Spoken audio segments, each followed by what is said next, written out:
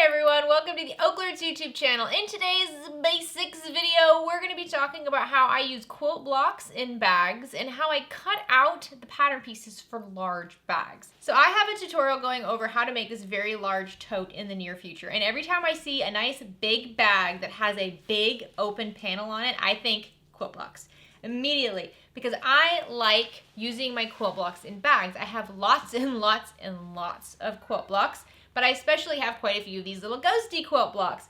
I made a whole bunch of these a few years ago. I decided I didn't want to make it into a quilt, but I still wanted to incorporate them in another way. You might have seen a previous video from me where I made another tote bag with these quilt blocks. So since many of my quilt blocks are larger, so this is probably like 8.5 inches by 9 inches or something like that, I don't really like to cut them down for bags. I like to keep them their size so that way you really see the whole quilt block. So today I'm going to show you how I take this quilt block and I add to it so that I have enough fabric to cut out a large bag piece. And then I'm going to show you how I cut out those large bag pieces. This is something I get asked about a lot. I know there's a lot of different types of patterns people are curious about and how to cut them out from squares to more detailed shapes. So I thought this would be a good one-off video where we just talk about adding a quilt block, how to add fabric to the sides, to the bottom, and kind of figure out the ratio, you know, like how we want to measure it all out.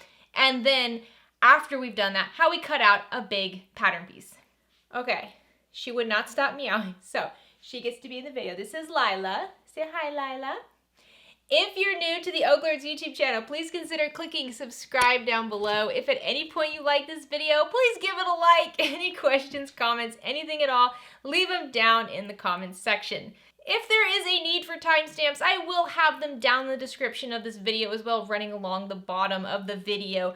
I'm really just showing you two things here. I'm not going to build the entire bag. The tutorial for that bag will be available on the channel, so once it is available, I will have a link to it down in the description of this video. Otherwise, end of July 2021 is when you can expect to see that tutorial. All right, let's get started. All right, so here's where I'm at. I have my pattern piece for the big open part of the bag that I want to use the quilt block. I have two quilt blocks, so I'm going to use one on the front, one on the back. And then I have a couple yards of this canvas fabric here that I'm going to use in conjunction with this quilt block. Now, the quilt block is quilt cotton. This is canvas, so this is a little bit heavier than the quilt cotton. I prefer to use a canvas on the exterior of a market bag like this, but this one small spot of quilt cotton I think will be fine. So the first thing I'm going to do is lay out my pattern piece, and I'm going to lay it to the side so it's easier to see. And then I'll take one of my quilt blocks, and I know I want my quilt block to be going this way. So this is the top of the bag, and I want my little ghosty to be facing upright. So I know I want it like that. I'm going to take my quilt block, and I am going to just fold it in half. And if you're using a quilt block that you haven't squared up yet, you might want to do that. So just make sure all of the edges are nice and even.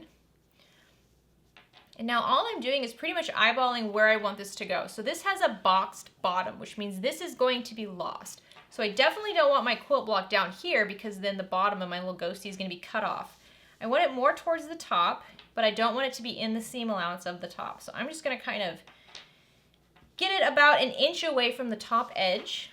Okay, so when I'm looking at this, I need to figure out how I want to piece this together. Do I want to attach the bottoms and the tops and then attach a big side? I don't think so, because you can see where this quilt block is going to cut off is right down the middle of my strap, and I really don't want a seam running right along here with piecing the rest of it together.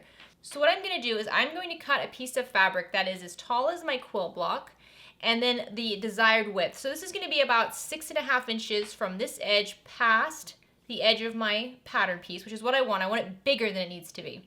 So I'm going to do the height of my quilt block by 6.5 inches. I'm going to attach one of those strips on each side of my quilt block. So I'll need 2 of these pieces. And then I'm going to create a nice big strip along the bottom. So this is going to be about 6.5 inches wide, and then it's going to be twice the length of my pattern piece, right? Because this is just folded in half. I need it to be all the way down. And then for the top, I'm going to cut a piece of fabric that is this tall and then twice the width of this top, because again, remember there's a fold here and we don't want a lot of seams. So this is about 16 inches high. So I'm going to do 16 inches high times whatever the width of this is right here times 2. So I want a nice big strip here. So a big strip on the top, a long skinnier strip on the bottom, and then 2 smaller rectangles along the sides. So to get started, I'm going to look at the height of my quilt block, which is 10.5 inches. So this is a 10.5 inch high quilt block. So I'm going to do 2 strips for my sides that are 10.5 inches tall by 6.5 inches wide. Now you can see the material I'm using has lines on it, so I need to pay attention if I don't want it to be too wonky. I think I'm going to have, let me open up my fabric first to see how much of it I have. So I think I'm going to have my stripes go horizontal. So when I cut this out, I'm going to cut out a piece that is 10.5 inches high, so the height of my quilt block, by about 6.5 inches wide. So I'm going to cut out 2 of these to go on either side of my quilt block. And since I'm making 2 sides, I should really cut out 4 of these so I have enough for both quilt blocks. I'm going to pull out my little cutting mat here to make this easier. So I'm not so concerned about making sure this is exact because I will be trimming this down after I sew it on to my quilt block. I just need to make sure it is big enough. So since we're just working on one panel, I'm just going to cut 2 of these for now. All right, and I like to cut and sew as I go because you just never know. You can plan it all out ahead of time, but you just never know. So now I'm going to take these and I'm going to pin them on to each side of my quilt block. So here we go. These are my sides to widen out the panel. This is going to be cute, isn't it? So I've got my pins here. Since I'm using thinner material, pins will work just fine. And I'm just lining this up along the edge. If it's a little bit higher than my quilt block, that's okay. We don't want it to be shorter. We want it to be at least as high or higher than the quilt block. And just pin these together. I'm going to do the other side as well. All right, now let's go to the sewing machine and just sew along both of these pinned edges at a 1/4 inch seam allowance.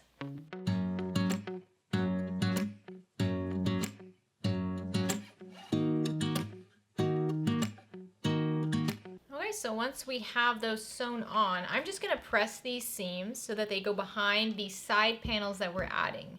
So the quilt block already has quite a bit of seams along this edge right here, so I don't want to mess with those. So I'm just going to press the seam so it goes behind the newly added rectangles.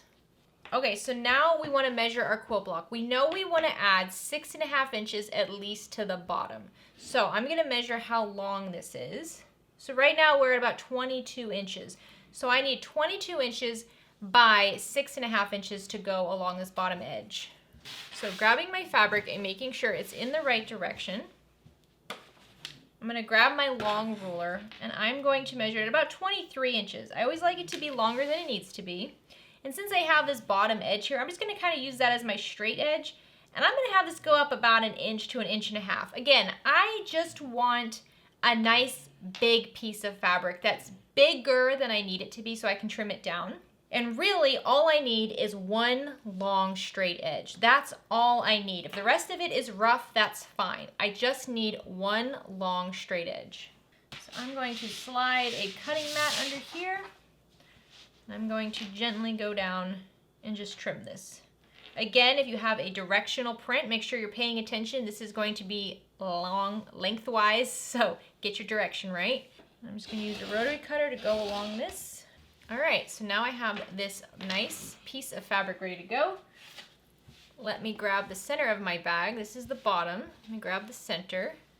And that's good. It's bigger than it needs to be. You can see it's a little bit longer than it needs to be, but it's going to line up really nicely with the rest of the design. So I'm just going to take this and lay it right sides together. And make sure it's overhanging or exactly the same width. And the reason I'm not so concerned about making sure everything is exactly this many inches or exactly is because our pattern piece isn't a rectangle. Our pattern piece is going to be smaller than this and we're going to be cutting it out. So this is all going to get scrapped anyways. So I got my pins and I'll just pin these in place. All right, now let's sew along this bottom pinned edge at a 1/4 inch seam allowance.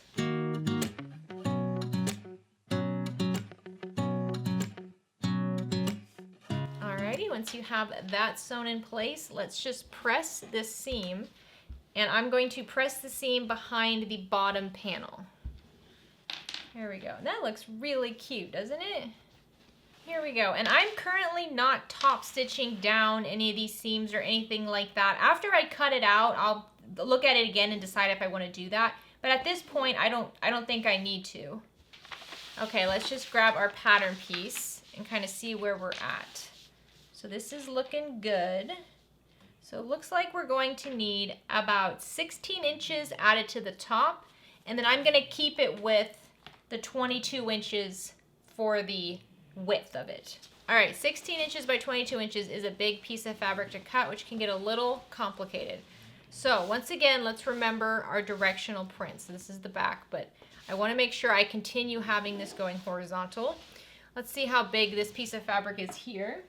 So this is definitely more than 16 inches high, so I can work with that. And what I'm going to do to make this easier to cut is I'm going to fold it in half. So when I fold it, my height is going to stay 16 inches, but now my width is going to be about 11 inches. So I'm going to grab one of my square rulers, and I need it to go in just about another inch. So I'm just going to keep kind of folding this in half. So now what I'm going to do is I'm going to use this fold here along the side as my straight edge for my ruler. So I'm going to line up the 11-inch mark right along here, and I'm going to cut 11 inches in from that fold. So I'm just going to grab my cutting mat and slide it underneath here. And I'll take my rotary cutter. Because again, I'm not so concerned about a perfect rectangle, I just want a straight edge. So actually, I don't even have to use a rotary cutter and ruler here because I'm more concerned about the bottom edge being straight than anything else. So this is 12 inches high. Let's cut it. Let's shift this down and let's add another few inches to it just to make sure it's higher than we need it to be. So we've already got about 12 inches cut.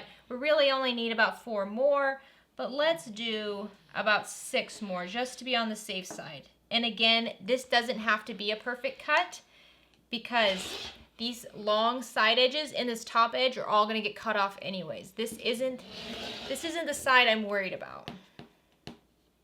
But here, since I'm using my straight edge to cut this top here, we'll make that the bottom. Because remember, we want the bottom of this big cut to be straight so we can put it against our quilt block. Any piece of fabric that's touching the quilt block needs to be straight. But that's it. That's the only area we really need to be straight. All right, so here is our little ghosty. And then here is the rest of our fabric. So you can see that's gonna go right above them just like that. All right, I think that's gonna work. This is my nice straight edge. I'm not too particular about pattern placement. Like, it doesn't bother me that this is a cream colored stripe and then another cream colored stripe. I know for some of you, you might really want this to be a gray stripe, which would be great, but that's just not how that worked out for me. So I'm gonna fold this down right sides together. And I'm just going to make sure this is centered. This new cut is just a scotch smaller than the other pieces around my quilt block. So I just want it to be straight and centered. I'm gonna grab my pins and just pin these together. All right, let's go sew along this pinned edge at a 1/4 inch seam allowance.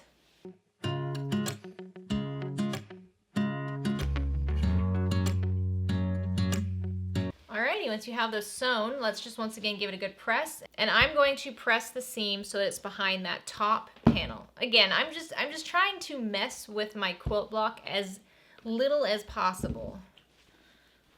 Quilt blocks already have a lot of seams, they're already kind of finicky. Once we have it the way we like it, we just want to leave it alone. All right, there we go. Now we have a nice big piece of fabric that has our quilt block inside of it. So we can use this on any kind of bag we want. So now's the time you need to figure out what kind of bag you're making. If you're making a more structured bag and you're gonna be adding interfacing to it, now's the time to do it. I would definitely add a layer of woven interfacing like Pellon SF101. I would add that to this entire piece of fabric, and that will just make sure all of these seams stay exactly the way they are. And then if you need to add fusible fleece or Decoville light or anything like that, go ahead and do it. But definitely a layer of SF101 would be great here.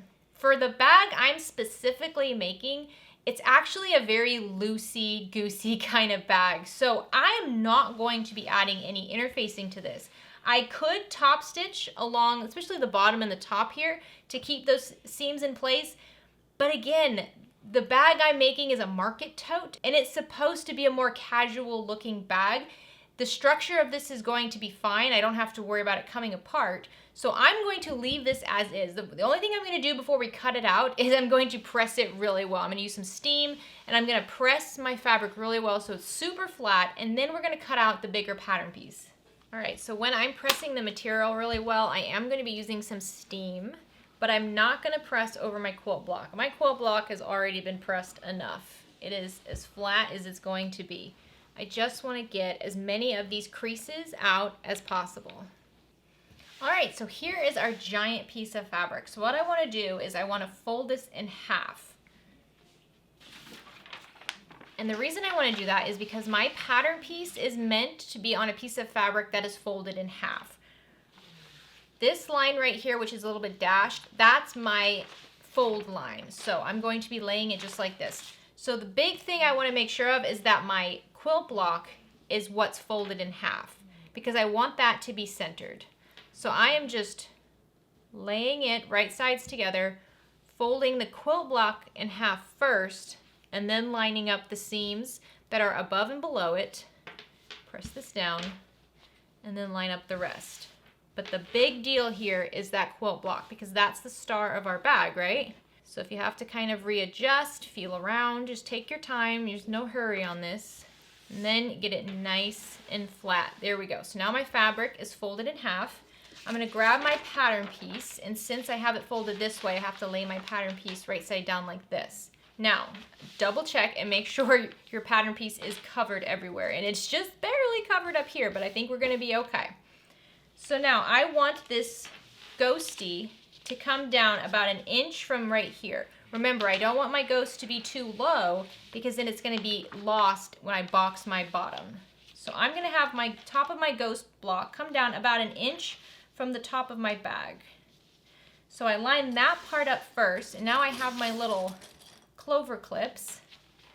And what I do is I just clip the pattern piece to the fabric. Now a clover clip has a straight edge and a rounded edge. I make sure the straight edge is against the table. And that allows it to lie really flat, and I can trace around it nice and easy without any sort of bubbling in my fabric. So I'm just going to go along this edge, and I'm just clipping my pattern piece to the fold of my fabric, making sure it's all lined up.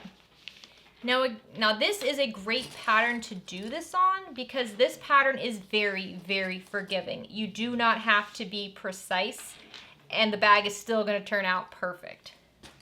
All right, so there's that. Now, some people like to use pattern weights. I honestly don't use anything after this. I just push my hand down and trace. However, I did get some of these cool sew tights. So these are what they're called, sew tights. They're like little magnets like this. And so what you can kind of do is just lift this up, slide that underneath it. I don't even know where it is. And then I just stick it down. Watch. I'll take this one here, and I lift up and slide underneath. Who knows where it is? This will find it. Where'd you go? There you are. All right, there's that one. I'm gonna go over here, just kind of slide it under the top. Grab this. There we go, nice and tight. This is cool. So I'm gonna put one over here, underneath, and then one down here.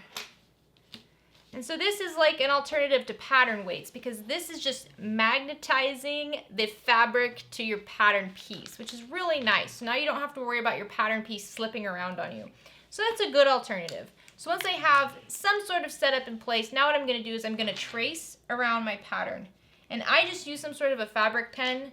Honestly, sometimes I'll use a regular pen. The only thing with regular pens is that if you wash your fabric or if it gets wet, it might bleed. So any sort of heat erasing or air erasing marking tool I've found to work really well with tracing pattern pieces. So you can see I'm holding it down while I'm tracing. I have my hands kind of holding the pattern piece down. I'm messy when I do this. That's okay. I just kind of go back and forth a couple times. I'm pretty close to the edge over here, but that's okay.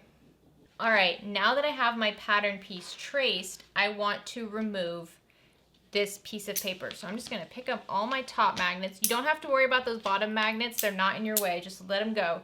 So I have all my top magnets.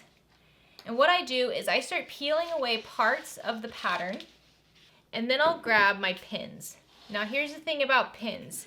If you're using material like mine, where you can pin it and it's not going to cause any problems, see, I can pin into the fabric and it's no big deal. These holes won't be seen in the end. Then I pin inside my drawn line, so on my actual bag panel.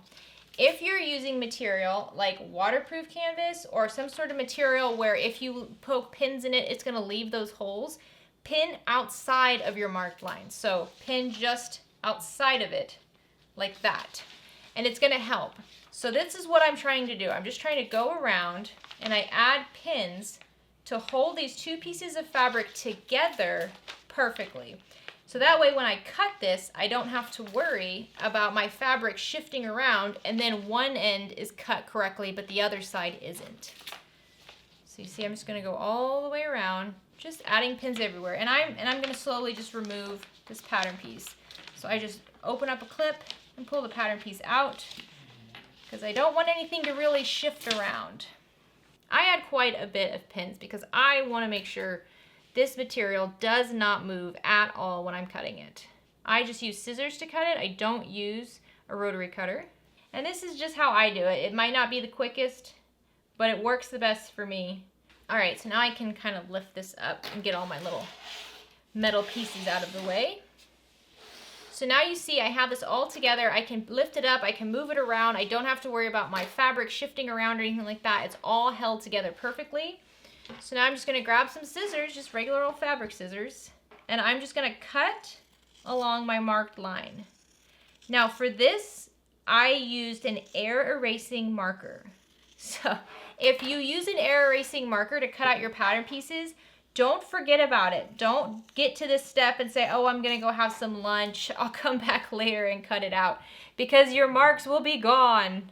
So you see, as I lift this up, I mean, I can just manipulate the fabric pretty easily, and I don't have to worry about it shifting around or, you know, that bottom layer moving somewhere else. So then the top layer is cut right, but the bottom layer is not. Don't even have to worry about it. Alrighty, there we go. Once it's all done, all we have to do is just remove all of the clips, all of the pins, and then when we open it up, there is our little ghostie all ready to be shown off in its new bag. I love this. All right, look how cute it turns out. This is gonna be such a cute bag, isn't it? Oh, this might have to be a giveaway bag. If you're interested to see how this bag turns out in the end, make sure you're following me on social media. I'm OklaRoots on Instagram, OklaRoots on Facebook. I hope that this helped you. I know I get a lot of questions about how to cut out big pattern pieces, how to do quilt blocks in bags. You guys know I want to use quilt blocks in almost every single bag, but this is a perfect one for that because it's a nice big size. We don't lose anything with this beautiful little ghostie. I will have a link for the pattern for these quilt blocks down in the description. The pattern is from Then Came June, a beautiful, beautiful pattern designer. Her quilts are some of the most gorgeous ones, and her quilt blocks are especially good for bags. They are modern and adorable. So I will have a link for it down in the description of this video. Thank you so much for hanging out with me today. If you use quilt blocks and bags, let me know down in the comments section. If you have any you want to show me, you can email me. I'm Jessica@OklaRoots.com, or you can tag me on social media. Like I said, I'm OklaRoots over on Facebook and Instagram. I hope you're having a great day. Have a fantastic rest of your week. Get out there and make something. Bye, guys.